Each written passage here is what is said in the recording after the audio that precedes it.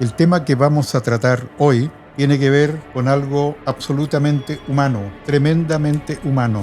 Y es uno de los aspectos más presentes de lo que uno cree en el ser humano, que es el miedo, que se caracteriza por experimentar una sensación desagradable e intensa ante la percepción de un peligro real o imaginario. Y eso de real o imaginario es bastante interesante porque de pronto nosotros vemos que la oscuridad a nosotros nos provoca una reacción de desagrado, no estamos tranquilos, como que algo va a ocurrir. Son puras cosas personales, son nuestros miedos. Nosotros cargamos en nuestra psicología una enorme cantidad de temores y eso es lo que se expresa cuando uno está en la oscuridad. El miedo produce cambios inmediatos en nuestro cuerpo, pues se incrementa el consumo de energía celular, aumenta la presión arterial, los niveles de azúcar suben en la sangre y la actividad de alerta cerebral naturalmente se expresa. Es muy interesante conocer además las consecuencias del miedo sobre la mente.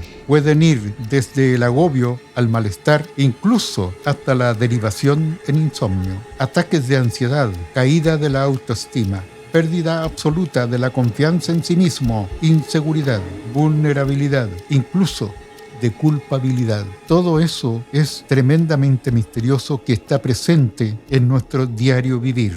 Existen personas realmente que son bastante especiales, por no decir malas, por no decir macabras. Usan provocar el miedo en sus semejantes para dominarlos y así sacar provecho de estas acciones. Hay gente realmente mala. Y en la historia del ser humano, nosotros vemos cómo este tipo de personas han usado el temor, el miedo, el terror para dominarlos y así naturalmente sacar provecho de todo lo que alimenta sus apetitos del querer el poder. Sentimos miedo a ser aniquilados y dejar de existir, comúnmente conocido como miedo a la muerte. Esto proviene de una sensación primaria de todos los seres humanos por la supervivencia. Esto se puede fundamentar en que la historia del ser humano está escrita en el sufrimiento y violencia a través del tiempo. Solo hay que analizar quiénes son nuestros héroes, vale decir, los personajes destacados en nuestra historia. Estos tipos son dictadores, son descubridores, son asesinos que generaron dolor y sufrimiento en sus existencias. Eso está tremendamente presente en la historia del ser humano. De los grandes personajes históricos solo se salvan muy pocos, si queremos hacer la diferencia entre los personajes malévolos y los personajes positivos, aquellos que entregan su vida para que otros mejoren su vida.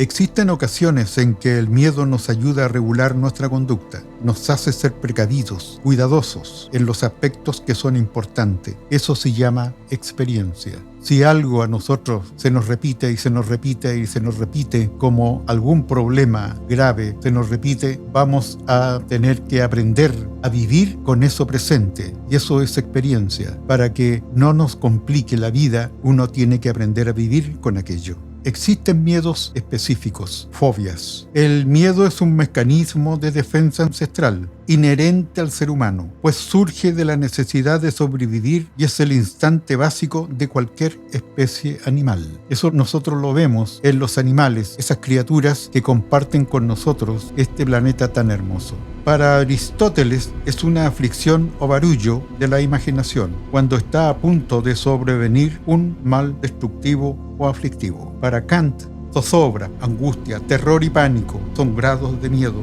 Esto es del retroceso ante un peligro. Para Nietzsche es la conciencia negativa la que impide la comunicabilidad, el eludir la nada, superar la angustia vital.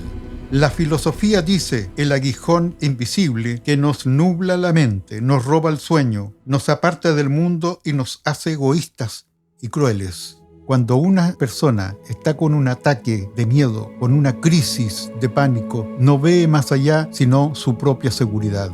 En la Biblia, el temor de Dios se refiere al miedo o un sentido específico de respeto, asombro y sumisión a una deidad. En ese sentido, muchos religiosos temen a la justicia divina, al juicio final, al infierno o a la omnipotencia. Platón decía que podemos perdonar a un niño que teme a la oscuridad, pero la real tragedia de la vida es dentro de las personas cuando los adultos temen a la luz.